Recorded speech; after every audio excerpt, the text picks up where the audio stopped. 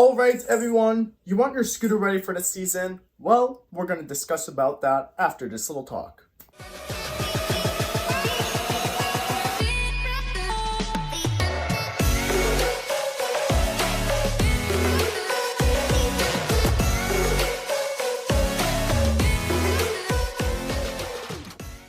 Oh, right everyone!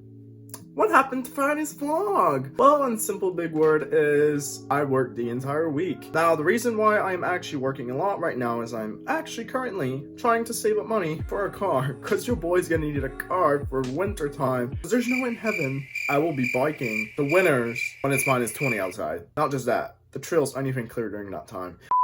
But anyway, I've been spending a lot of time trying to get as much work shift to gain as much money as possible so that I can actually buy a car. Either way, let's put all of that aside. It's a big project coming up, that's all I can say. As whenever I do have a car, there's gonna be a little twisty in the YouTube content, you know? But for today's vlog, it's nothing about that. But before I do in fact start, I would simply like to say to everyone who doesn't actually follow me on my social media, Instagram, Snapchat, and etc., all the links are down below. Feel free to follow them. You will get instant updates on what is going on. Anyway, for today's vlog, I have a little bit of time to spare before I do start working at 2:15 and I have to bike there, so I have to leave at 1:15. So, for the time that I have, I've been wanting to do this video for quite a while. I wanted to do it back in spring, as I wanted to do a spring maintenance for the scooter, if that makes any sense. Either way, I will be going through all of the steps on how to get your scooter ready again for a scooter season. Now, for us Canadians, of course, you can't scooter during winter time due to the fact that I personally do not have an indoor skate park, and of course, it snows here, so you can't scooter outside during that time, so you don't really touch the scooter or so. And then whenever spring comes around, you want to ride again, but you don't know how to clean your scooter? Let me show you. So, our test subject of today is, of course, my main... Oh, god damn it. My main... God damn it. A few moments later.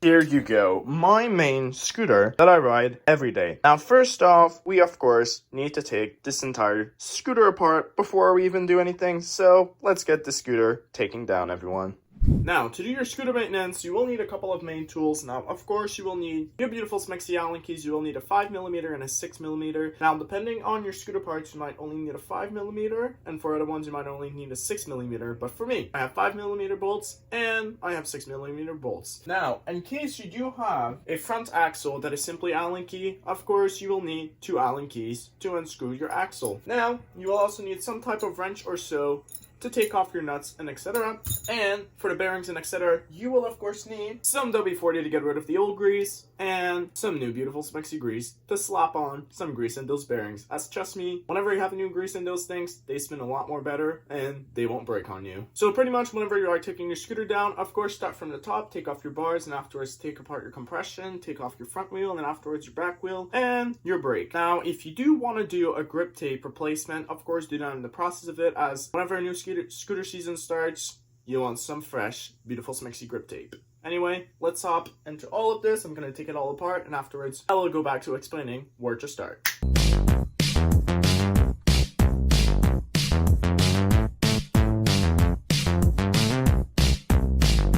Once you have everything taken apart, make sure to keep yourself a little bit organized. You know, what I did over there was just keep all of the screws together. And afterwards here I have the 2 wheels, the fork, and etc. But once they have everything taken apart, the first thing that you will want to do is, of course, replace anything that's broken. What do I mean by that is, if you have a broken wheel or a wheel that's too damaged, get it replaced. As if the part is going to break while you're riding, it can cause some pretty serious health risk. I don't want you guys to break any bones on you. So if you see any part that's about to break, cracked, or severely cracked, please get it replaced as fast as possible. Now, those cracked parts can be a deck, fork, or of course, the bars. Now, usually the bars, it's going to be on the bottom down here, as that's where the most pressure is exerted on them, or onto the top section over there if you have a couple of welds there and there. The welds might have started to crack, and whenever a weld starts to crack, that simply means your bar is about to snap. Now, once that you have all of that, you will of course clean all of those parts. Get rid of every single piece of grease on your parts and make it squeaky clean.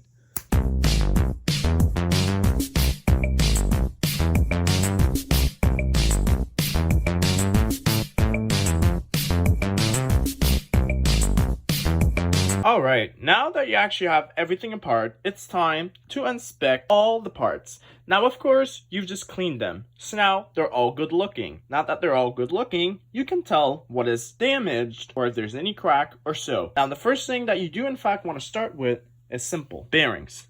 So these are the headset bearings. Simply take it, spin it around with your hand, and listen to any creaking or like scratching noises or just anything that doesn't sound normal. A good headset bearing that's in good condition should sound buttery. Now if it sounds scrunchy or so or disgusting noises, get it replaced, as if the headset breaks on you, you could seriously hurt yourself. Now that you have the headset inspected, do the same thing with the next type of bearings, which are the wheel bearings. Now take your wheel and spin it around. Now if you hear any cracking noises, it's time for you to get your bearings replaced due to the simple reason that one of the ball bearings inside are most likely cracked. When a ball bearing is cracked, there's no fix to it. Now if you feel that your bearings are a little stiff, don't worry about it. We are getting that fixed afterwards. Now inspect all of your other parts. One of the main keys are your bolts. Look at the threads. Are the threads damaged? If they're damaged, okay, there we go, now it's focused. So inspect your bolts. If you see any strips, oh god, okay, there we go. So if you see any strips on the threads, get it replaced. As if you get a strip bolt, insert it into your parts, you could basically ruin your part. Now another thing to look for is here, where you actually tighten it up with your Allen key. If you see that it's damaged and round it up, get it replaced as fast as possible. Now, of course, with your axles, if you see any cracks in them or so, get them replaced as fast as possible. Now that you have all of the main key components checked up, let's look on the big parts. Now, a fork usually, when it's about to snap, it's going to be at the top section where your clamp sits, which means make sure to look at this section and see if there's any cracks in those parts. Now, another section where they might break is by the legs. So, inspect everywhere, see if there's any crack. Now, if you see any crack, please get it replaced, as if your fork breaks while you're riding, you could seriously hurt yourself. Now, with the deck, it's a little bit of a different story with the cracks and etc. Now, there will be some cracks in the back. They could be starting over here or over here. As you can see, mine has a crack, but it hasn't reached at a point where it's dangerous. Now, where it could be dangerous is if this crack over here starts joining this crack, get your deck replaced as fast as possible, because it's about to break on you.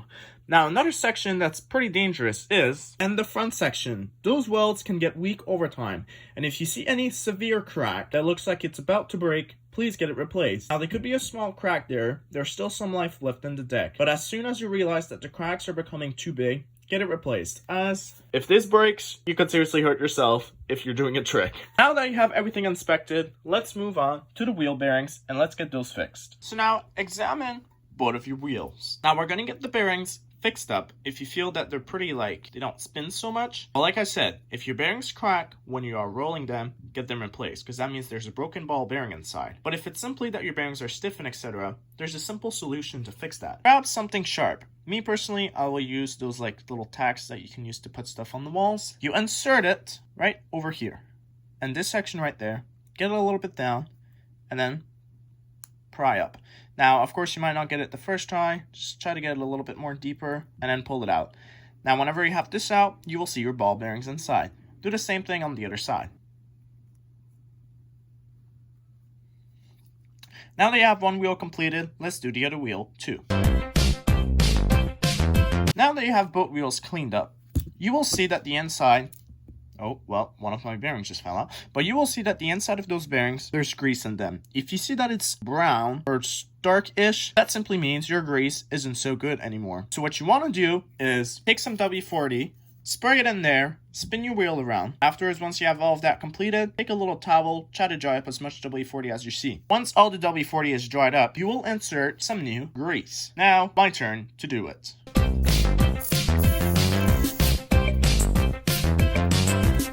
Looks like my bearing came out.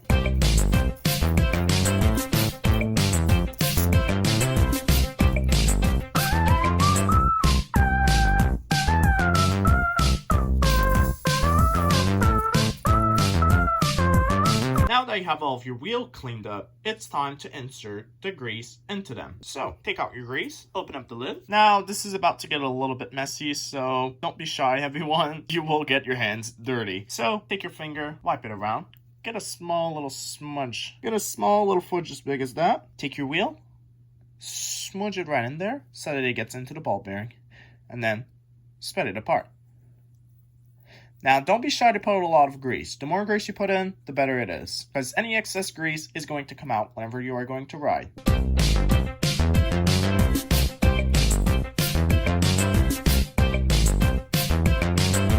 And there you go. Give it a little spin around, get them rolling, and once that's done, take a towel and clean off all the excess grease on the outside. And just like that, you have greased up bearings, and those bearings will be able to last a little bit longer before they break down. Now, simply do the same process with the other wheel. Now I'm just do it off camera, and afterwards we'll move on to the next step. Once we have all of the ball bearings done, all we need is to verify nothing is damaged on the bolts. As mentioned, if the bolts are damaged, get them replaced. Now one of mine, these ones, if you see the top, you can see it's pretty damaged. Now what happens is you're going to strip a bolt, and we don't want that. So I'm going to get this axle replaced. And once you have it replaced, it's time to put back the scooter together. Now, if you have this special paint, I'll show a picture on the left corner. This paint stops your bolt from seizing. Now I personally don't have any, but if you do have some, use some. As what it stops is it's going to stop your bolts from seizing whenever you're going to tighten them up. Now for your axle, feel free to put a little bit of grease on this little section there where the wheel actually rolls on. Now that we have all of this completed, there's another section that you will have to put in some grease. On your deck, on the head tube, make sure to put in some grease, and here. Rub it around. Once you feel it's sufficient, you can simply pop your headset into it and then assemble your scooter. So let's do a time lapse of this.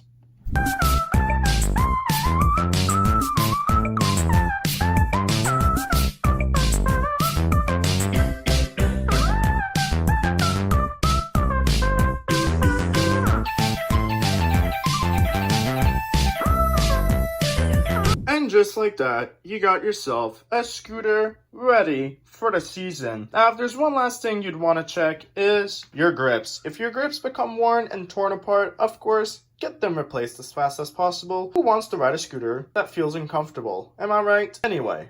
Now, of course, if you do not want to do all of these services by yourself, simply go see your local scooter shop. Most local scooter shop offers these types of service. By example, my own sponsorship, Scooter Alley, offers this type of service. So if you ever need your scooter to be tuned up and etc., simply go see them. They'll fix up the grease, tighten up your bolts, and make sure everything is good and let you aware of any problems that are on your scooter. Anyway, the main reason why this is actually important to do so is A, simply to make your parts last longer, B, to make sure that your scooter is safe, and C, for your scooter to look smexy.